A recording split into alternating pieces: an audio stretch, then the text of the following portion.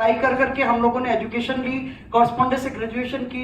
उस टाइम भी 8 दिन तक घर में भूख हड़ताल करनी पड़ी पेरेंट्स के साथ कि जी अगर एडमिशन नहीं कॉलेज में दिलवाओगे, क्योंकि मुझे था कि मुझे जाना पुलिस में है।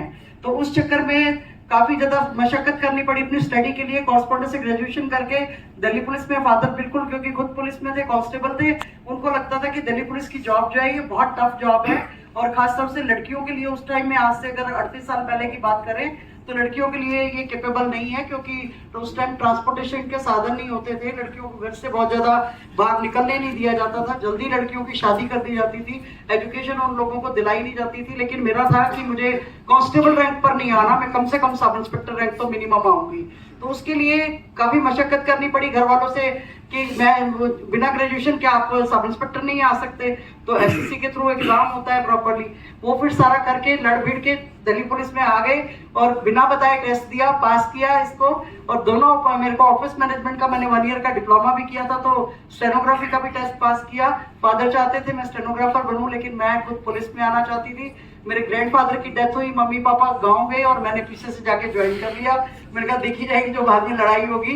कहने का मतलब कि रास्ते अपने खुद खोजने पड़ते हैं, अपने रास्ते खुद निकालने पड़ते हैं। मुश्किलें बहुत आती हैं, अगर आप डिटरमाइन है, आपने सोच लिया है कि आपने ये करना है, तो अपने आप रास्ते बनते चले जाते हैं। लेकिन उसके लिए आपको मेहनत करनी पड़ती है, अपना एक गोल सेट करना पड़ता है, टारगेट बनाना पड़ता है, और आपको ये देखना पड़ता है कि किस तरीके से मैं जो है अपने मेहनत नहीं करेंगे, उसके लिए आपको दिन रात एक नहीं करेंगे, तब तक मैं नहीं मानती कि आप कहीं पर भी सक्सेसफुल हो सकते हैं। उसके लिए आपको दिन रात काम करना बहुत जरूरी है।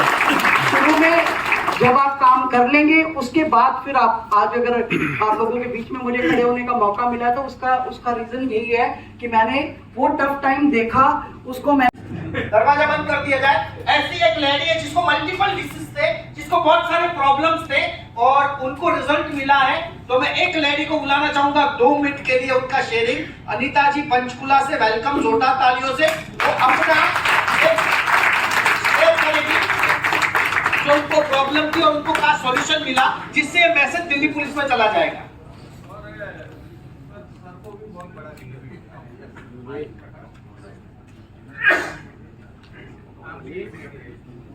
Good evening everyone. मैं अनीता भारद्वाज पंचकुला से। मुझे बहुत सारी प्रॉब्लम्स थी और मुझे यकीन नहीं था कि मैं इस तरह से भी ठीक हो जाऊंगी।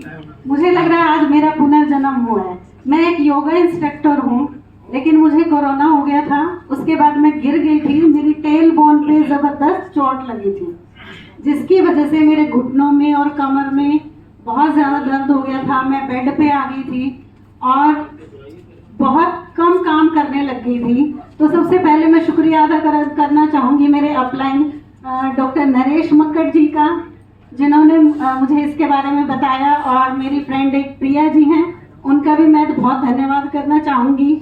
मुझे घुटनों में दिक्कत थी, विद इन 1 मंथ मैं बिल्कुल ठीक हो गई हूँ। मुझे घुटने में प्रॉब्लम थी, घुटने ठीक हो गए। कमर में प्रॉब्लम थी, कमर ठीक हो गई। मेरे फेस पे बहुत सारे रिंकल्स, झाइयाँ थी, वो ठीक हो गई हैं। मेरे कंधे में बहुत ज़्यादा शोल्डर फ्रोजन हो गया था, मैं उठा भी नहीं सकती थी। अब मैं अच्छे से अपने हाथ से सभी काम कर पाती हूँ। और मैं ई बायोटोरियम का और स्पेशली सागर सर का धन्यवाद करना चाहूँगी। ये थैंक यू। तो